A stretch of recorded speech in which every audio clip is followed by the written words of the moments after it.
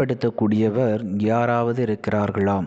கிறிஸ்தேசுவில் அன்புமிக்க சகோதர சகோதரிகளே, இன்று நாம் தாயாம் திருவையோடு இணைந்த பொது காலத்தின் 27ஆம் வாரத்திலே திங்கட்கிழமையிலே இந்த இறை வார்த்தை வழிபாடானது முழுமையான அன்பை வெளிப்படுத்தக்கூடியவர் யாராவது இருக்கிறார்களா என்று சிந்திக்க நமக்கு அழைப்பு விடுக்கிறது.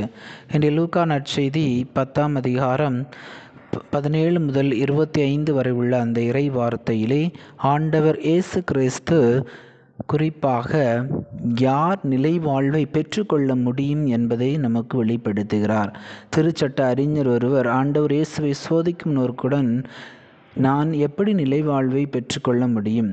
உடனே இயேசு அதற்கு கேட்கக்கூடிய கேள்வி, திருச்சட்ட நூலில் என்ன எழுதியிருக்கிறது, அதில் நீர் என்ன வாசிக்கிறீர் என்று கேட்கின்ற பொழுது, உன் முழு இதயத்தோடும் முழு உள்ளத்தோடும் முழு ஆற்றலோடும் உன் கடவுளாகிய ஆண்டவரை அன்பு செலுத்து, உன் மீது நீ அன்பு கூறுவது போல உனக்கு அடுத்திருப்பவர் மீதும் அன்பு கூறுவாயாக என்று சொல்லப்பட்டிருக்கிறது. அவ்வாறு கூறிய பிறகு ஆண்டவர் இயேசு ஒரு உவமையை எடுத்துரைக்கின்றார். அதாவது, கள்வர் கையில் அகப்பட்ட ஒருவர் குற்றீரும் கொலையுருமாக சாலையின் ஓரத்திலே விழுந்து கிடக்கிறார். குருவும் லேவியரும் அந்த மனிதரை கண்டும் காணாமல் போகக்கூடிய ஒரு நிலையை பார்க்கிறோம். ஆனால் அதன் பின்பு வரக்கூடிய சமாரியன் என்ன செய்கின்றார்? அந்த கள்வர் கையில் அகப்பட்ட அந்த மனிதரை தான் கொண்டு வந்த அந்த வண்டியின் மீது ஏற்றி சாவடிக்கு கொண்டு சென்று அந்த மனிதரை பார்த்து கொள்ளக்கூடிய பொறுப்பை அந்த காவலரிடம் ஒப்படைக்கின்றார். அவரும் மேலும் 2 தெனாரியத்தை கொடுத்து, நான் வருகின்ற வரைக்கும் இந்த மனிதரை நல்ல முறையில் பார்த்து கொள்ளுங்கள், ஒருவேளை இன்னும் உங்களுக்கு வேறு ஏதாவது தேவை இருந்தது என்று சொன்னால் நான் திரும்பி வரும்போது உங்களுக்கு தருகிறேன் என்று சொல்லி நல்ல சமாரியன் என்ன செய்கின்றார்? அந்த கள்வர் கையில் அகப்பட்ட அந்த மனிதர் மீது இரக்கம் கொள்ளக்கூடியவராக இருக்கிறார். இவர்தான் உண்மையான அன்பை வெளிப்படுத்தக்கூடிய மனிதராக இருக்கிறார். இன்று நம்முடைய அன்றாட வாழ்க்கையிலே இந்த நல்ல சமாரியரை போல முழுமையான அன்பை வெளிப்படுத்தக்கூடிய மனிதர்கள் யாராவது இருக்கிறார்களா என்று சிந்தித்து பார்க்கின்ற பொழுது மிகவும் குறைவு என்று தான் சொல்ல முடியும். ஏனென்று சொன்னால், இன்று அந்த லேவியரை போலவும் குருவை போலவும் கண்டுகொள்ளப்படாத மனிதர்கள், கண்டுகொள்ளாத நிலை அதிகமாக இருக்கிறது. நமக்கு நன்றாக தெரியும், நம்முடைய குடும்பங்களிலே சொத்து பிரச்சனையின் காரணமாக இன்று கூட பல குடும்பங்களிலே அப்பா அம்மாவிற்கு இடையே, பிள்ளைகளுக்கு இடையே, சகோதர சகோதரிகளுக்கு இடையே, உற்றார் உறவினர்களுக்கிடையே, நண்பர்களுக்கு இடையே பேசாமல் இருக்கக்கூடிய உறவுகள் அதிகமாக இருக்கிறது. அது மட்டும் இல்லாமல் இவர்கள் உண்மையான அன்பை வெளிப்படுத்தாமல் பகைமை உணர்வோடு வாழக்கூடியவர்களாக இருக்கிறார்கள். இது ஒரு கண்டுகொள்ளாத ஒரு நிலையை நாம் பார்க்க முடியும். அதை போலவே பொருளாதாரத்திலே பின்தங்கி இருக்கக்கூடிய ஏழை எளிய மக்கள் மீண்டும் அவர்களை அடிமைகளாக, மீண்டும் அவர்களை பின்தங்கியவர்களாகவே பார்க்கக்கூடிய ஒரு சூழ்நிலையை நாம் தொடர்ந்து பார்த்து கொண்டே இருக்கிறோம். இது அந்த ஏழை எளிய மக்களை கண்டுகொள்ளாத ஒரு நிலையை நாம் பார்க்கின்றோம். அதே போலவே இன்னும் சிறப்பாக சமுதாயத்திலே ஓரங்கட்டப்பட்ட மக்கள், ஒதுக்கப்பட்ட மக்கள், அனாதைகள், கைவிடப்பட்டவர்கள், இவர்கள் எல்லாருமே கண்டுகொள்ளப்படாத மனிதர்களாக இருக்கிறார்கள்.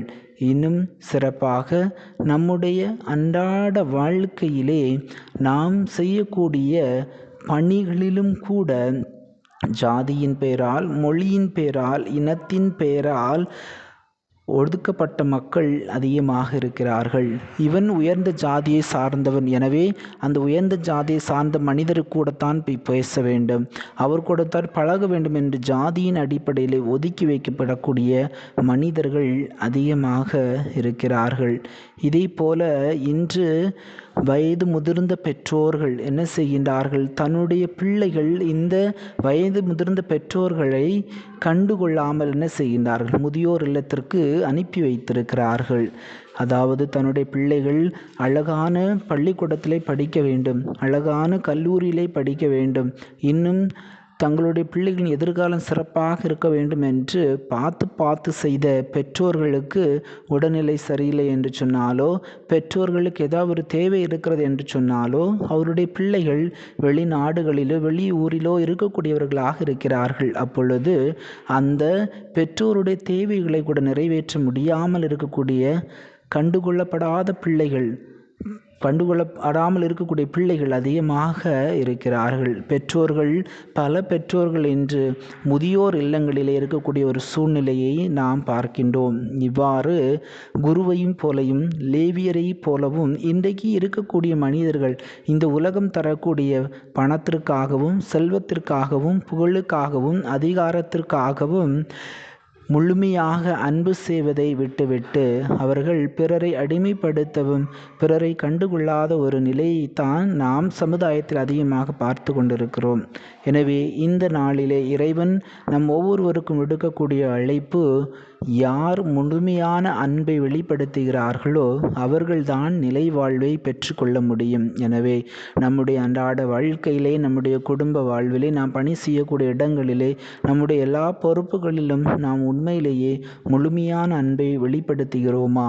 அல்லது நம்முடைய வாழ்வு முழுவதுமே கண்டுகொள்ளப்படாத ஒரு நிலையை வெளிப்படுத்தக்கூடிய மனிதர்களாக இருக்கிறோமா என்று சிந்தித்து பார்ப்போம். இந்த நாளிலே இறைவன் முழுமையான அன்பை வெளிப்படுத்த முழு உள்ளத்தோடும் முழு மனதோடும் முழு ஆற்றலோடும் ஆண்டவரை நம்முடைய சகோதர சகோதரிகளை நாம் எப்பொழுது அன்பு செய்கின்றோமோ அப்பொழுதுதான் முழு மனிதர்களாக மனிதநேயம் உள்ள மனிதர்களாக மாற முடியும்.